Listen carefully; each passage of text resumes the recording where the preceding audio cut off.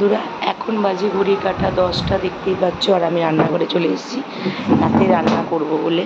তো সকালবেলা দিদিভাই মুগ ডাল দিয়ে ঝিঙে দিয়ে করেছিল, এখানে করেছিল পনির আলুর তরকারি। এখানে আমি সকালবেলা ব্রেকফাস্টে সব সবজি দিয়ে একটা তরকারি করেছিলাম। আর এখানে আছে কুমড়ো ভাজা, বেগুন ভাজা, আর এখানে আছে একটু তোর ভাজা। আর রাতের বেলা আমি করব হচ্ছে, দেখতে পাচ্ছ, ডালিয়া। হ্যাঁ, রাত্রেবেলা আমি ডালিয়া করব। তো সেই মাফিক আমি সবজি কেটে নিয়েছি। সবজির মধ্যে তো শুধু আলু আর বরবটি ছিল আর টমেটো।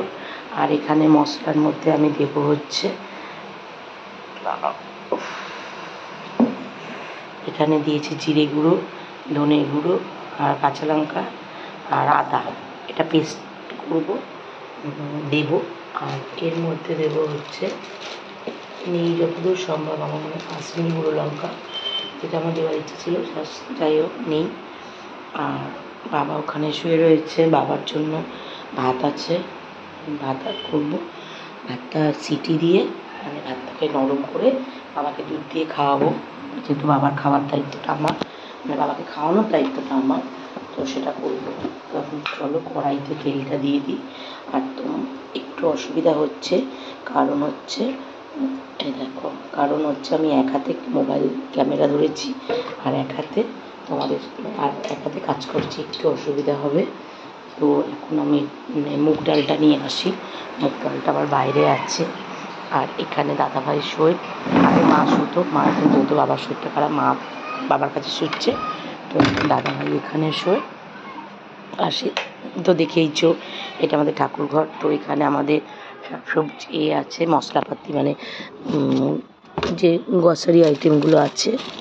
এই দেখো, এখানেও খানিকটা ডালিয়া আছে, তো এই ডালিয়াটা নেব। আর এখানে মুগ ডাল আছে, দেখি আর কোথাও মুগ ডাল আছে কিনা, ঘরে কী কী আছে তাই জানা নেই। আছে, এই যে মুগ ডাল আছে, একটাই মুগ ডাল আছে। আমার দিদিভাই বললো সকালবেলা যেহেতু মুগ ডাল হয়েছিল, সেহেতু বললো কি ওই ডালটাও মিশিয়ে দিতে, মিশিয়ে দেবো, যে যা বলছে করে দেবো। তো এখন এবার এইগুলোকে আমি যেভাবে ডালিয়া করি সেটা তোমাদেরকে দেখাচ্ছি। সবাই এক এক রকমভাবে করে, আমি এক রকমভাবে করি, কারণ সবার রান্নার প্রসেসটা আলাদা। আর আমার খুব ভালো লাগে ঘরে থাকলে এটা ওটা রান্না করতে, সেটা দিদিভাই বুঝতেই পেরেছে, ওই জন্য দাদাভাইকে দিয়ে আনিয়েছে, বলছে এনে দাও, পাগল করে দিচ্ছে কদিন ধরে ডালিয়া ডালিয়া করে। তো প্রথমে দাঁড়াও, একটু শুকনো লঙ্কাটা ছিঁড়ে নিই। প্রথমে জিরে, শুকনো লঙ্কা, তেজপাতা ফোড়ন দিয়ে দিয়েছি। এবার এই সবজিগুলো দিয়ে টমেটো টমেটো সবই দিয়ে দেবো।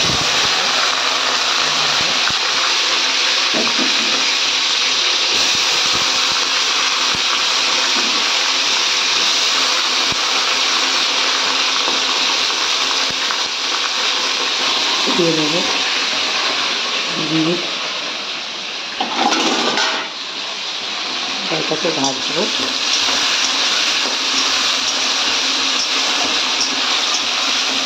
টাকাতে ধরে না রান্না করা খুব মুশকিল হবে, যাদের স্ট্যান্ড থাকে খুব ভালো। আর আমার স্ট্যান্ড যতবার কিনছি নেমে যাচ্ছে।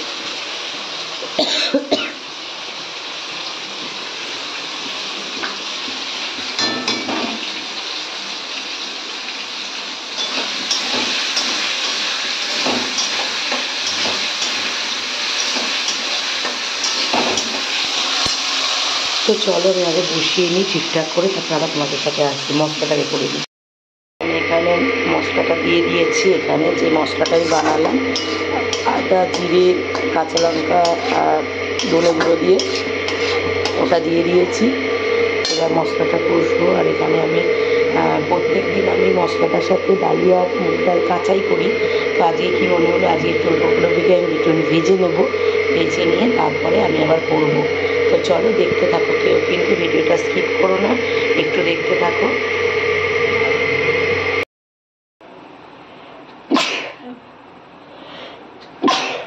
দেখতেই পাচ্ছ সব সবজি টবজি যে একবারে প্রেসারে দিয়ে দিয়েছি, ডালিয়া সিটি দেবো বলে, আর ডালটাও গরম করে দিয়ে দিয়েছি এটার মধ্যে থেকে।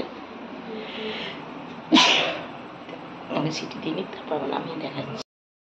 প্রেসারে তো আমি ডালিয়াটা কষিয়ে দিয়েছি, ভাতটাও খানিকটা গরম হয়েছে। আর এখানে বাবার ভাত রেডি করে নিয়েছি।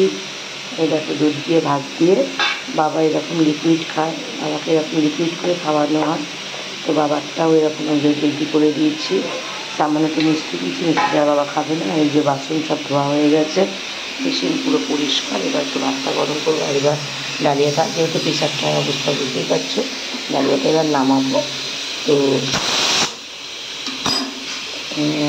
নামিয়ে নিই, দেখি কতটা হয়েছে।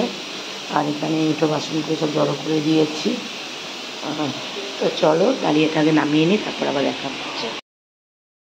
আমার ডালিয়া শেষ, তো দেখতেই পাচ্ছ ডালিয়া নিয়ে নিয়েছি। আর সকালে সবজি আছে, একটু পনির নিয়েছি, আর এই আলু ভাজাটা বাইরের দোকান থেকে কিনে আনলো, নিয়েছি।